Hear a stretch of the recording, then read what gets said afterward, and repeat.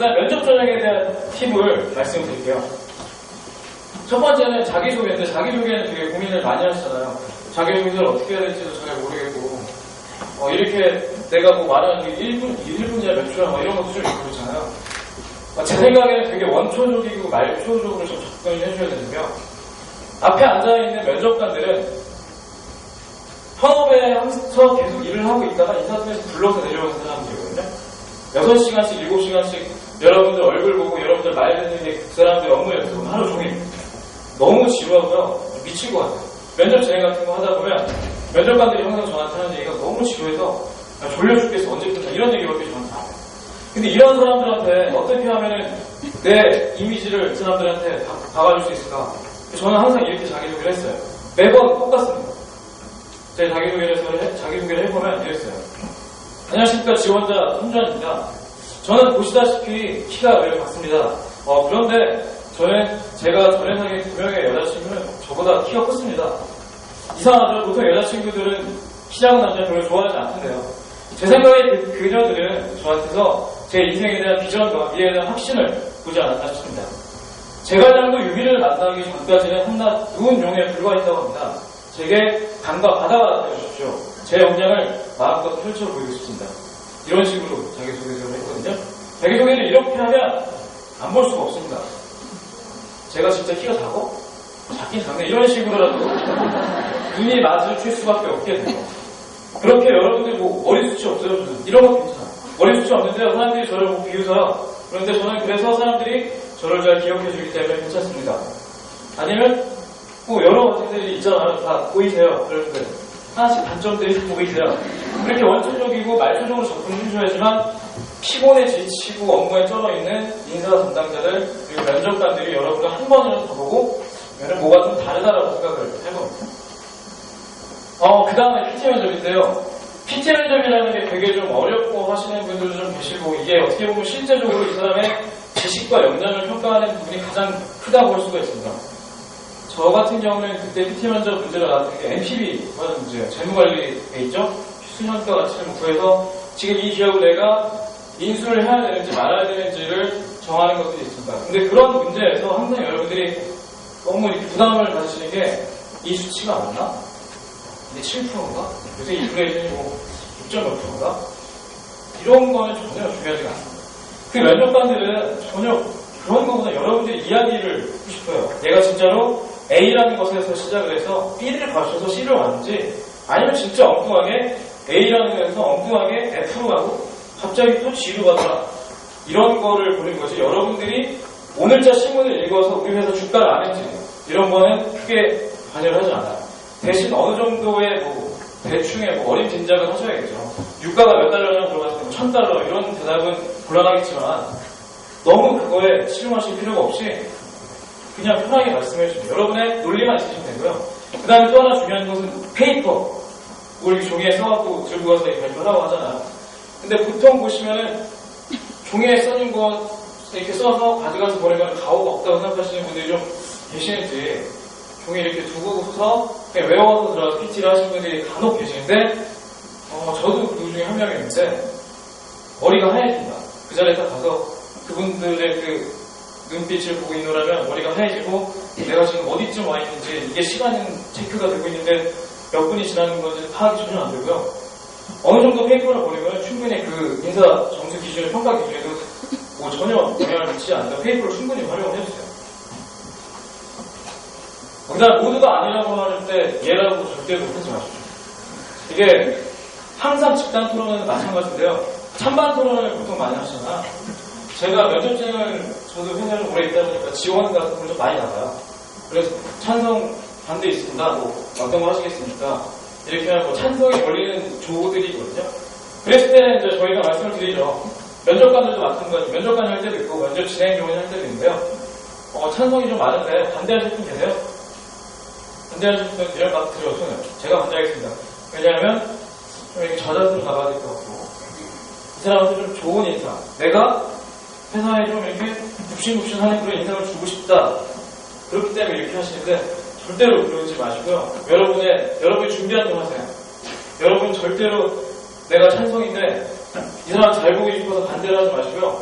본 게임에 들어가서 여러분 능력을 보여줘야지 그렇게 준비 과정에서 무리수를 둘 필요는 절대 없어요. 그리고 무조건 먼저 말하시죠. 난상 토론 같은 건 모두 발언하잖아요. 30초 동안 뭐 나는 찬성을 하는데 어떻게 찬성을 하고 반대를 하는데 어떻게 반대를 한다. 그리고 모두 발언에 쭉 마치고 난 다음에 바로 시작을 바로 치고 나와요. 그래야지 한마디라도 더 합니다. 왜냐면 내가 제일 먼저 말했기 때문에 이거 꼬투리 잡아서 저쪽에서 한번 말하고 그럼 내가 거기에 대해서 답변하고 저쪽에 또 누가 말하면 뭐 그 다음부터는 뭐 여유롭게 참가해주시면 되는데 중요한 건 이제 찬반 토론 같은 데서 무조건 먼저 말해줘야지 한마디라도 더 하실 수가 있어요. 그리고 이번 면접인데요. 이게 좀 중요해요. 절대로 노래 부르지 말라 라고 되어 있는데 이게 제 얘기인데요. 신용평가 회사라고 있습니다.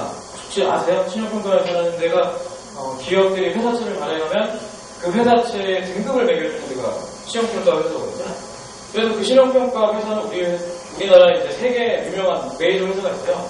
한국기업평가, 한국신용평가, 신평정이 있는데 그런 3가지 회사 중에 제가 한 군데 최종 면접까지 갔습니다. 임원 면접. 대표이사가 있고요. 그리고 6명 정도가 들어갔어요. 그 지원자들이. 면접 조정도 엄청 복잡합니다. 맨 처음엔 뭐 인정성 검사, 서류 마찬가지로 하고 그 다음에 실무 면접하고 합숙 면접 1박 2일을 하고 그 다음에 뭐 영어 면접하고 그리고 이번 면접인데요. 제가 6명의 그 지원자의 면면을 보니까 왜냐면 합숙 면접 때 좀 친해져서 대충 알거든요. 여기는 서울대 경영대 그리고 3일 회계법인 다니다가 나온 회계사 여기는 뭐 포스코 다니다 온 사람 뭐 다 기본이 서울대고 저랑 저의 옆에 앉아있던 저랑 비슷하게 찌질한 어떤 형이 뭐 아무것도 없었죠. 그래서 제가 한 가지 무리수를 두게 됩니다. 취미가 뭐냐고 물어보고 특기가 뭐냐고 물어봐서 웨딩 싱어라고 했어요. 결혼식 축하 한 2번 정도 불렀었거든요. 그래서 대표이사하고 야 이거냐 저는 뭐가 부를 게 없으니까 노래 한번 해봐라. 노래를 했습니다.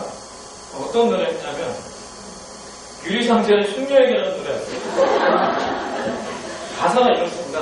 나 그대 아주 뭐 작은 미소까지 보고 싶지만 어쩐지 그대 내게 말을 안 해서 그대 잠든 밤 꿈속을 찾아가서 뭐 그런 우울하고 말도 안 되는 노래를 했는데 당연히 표정이 안 좋죠. 그래서 떨어졌습니다. 표정을. 물론 이게 정확한 이유는 아니라고 생각을 하지만 지금 만약에 저한테 한 번 기회가 더 주어진다면 다르게 할 것 같아요. 회사에서 원하는 방향을 틀 것 같아요. B사에서 제시한 모 기업의 채권 등급이 트리플 B 플러스였는데 제 생각에는 그게 맞지 않는 것 같습니다. 제가 저 회사의 뭐 재무상태표라든지 현금 흐름표, 뭐 이익이익 총계산서를 다 살펴봤을 때 트리플 B는 아니고요. 뭐 너치가 뭐 하는 단계 낮아질 것 같아요. 이런 식으로 전혀 모르지만 아는 것처럼 튈 것 같아요. 이런 식으로 튀어야지 노래를 하거나 춤을 추는 거는 뭐 통할 수 있어요. 복불복이에요. 근데 회사에서 원하는 방향으로 그리고 회사가 원하는 인재상으로 튄다면 모든 면접관들이 다 좋아할 수가 있기 때문에 여러분들 이런 식으로 해주시면 될 것 같고요. 그 다음에 영어 면접이 있는데 Well, 이런 거는 제가 생각할 때는요 한국인이 영어를 잘하는 게 아니고요 한국인이 미국인처럼 보이려고 하는 것 같아요. 그렇게 보이는 것 같기 때문에 이런 거는 좋지 않을 것 같아요. 제가 이런 말씀을 드리는 거는 여러분들 면접을 보는 사람들도 미국인이 면접을 보는 게 아니고 한국인이 여러분 영어 실력을 테스트하는 경우가 굉장히 많거든요. 그러니까 한국에서 뭐 해외 유학을 갔다 온 사람이 와서 뭐 하는데 제가 실제로 그 유학생들한테 물어보니까 이런 표현이 물론 외국인들이 굉장히 많이 하긴 하지만 한국인들은 되게 어색하거든요. 너무 어색해서 미국인처럼 좀 보이려고 하는 거지 그 사람이 진짜로 영어를 자연스럽게 하는 게 아니다 라고 해서 그렇게 말을 하더라고요. 그래서 이런 거를 좀 지양해 주셨으면 좋겠다는 생각이고요. 그리고 마지막 1분이 굉장히 중요하다고 생각해요. 뭐 소개팅도 마찬가지고 미팅도 마찬가지고 어떤 사람하고 만날 때도 마찬가지예요. 첫인상도 중요하지만 마지막 1분이 가장 기억에 남는다고 생각을 해요. 더더군다나 영어 면접 계속 대화를 하고 여러분들이 나간 다음에 그 면접관은 점수를 기록을 해야 되기 때문에 마지막 1분 스피치를 준비하는 게 굉장히 중요하다고 생각합니다. 수고하셨어요 라는 말이 끝나기 가깝게 그런데요 어쩌고저쩌고 해서 제가 이거에 대해서 정말 전하고 싶은데 제가 오늘은 컨디션이 안 좋은 것 같아요. 죄송합니다. 뭐 이런 식으로라도 1분 스피치라는 준비해 주셔서 얘가 어느 정도는 그래도 영어 좀 하네 라는 이미지를 가질 수 있도록 마지막에 강한 인상을 주는 게 좋다고 생각을 합니다. 그리고 또 한 가지 제가 강구드리고 싶은 거는 이 압박 면접이라든지 그런 공격 면접 이런 게 있을 때 굉장히 당당하고 좀 이렇게 내가 저 사람에게 전혀 귀지 않은 것처럼 보이기 위해서 공격적으로 말씀을 하는 분들이 있고요. 좀 건방지게 보이려고 그러니까 작년 10년 뒤에 이 회사에서 어떻게 하고 있을 것 같나 제가 지금 바로 그 자리에 제가 앉아있을 겁니다.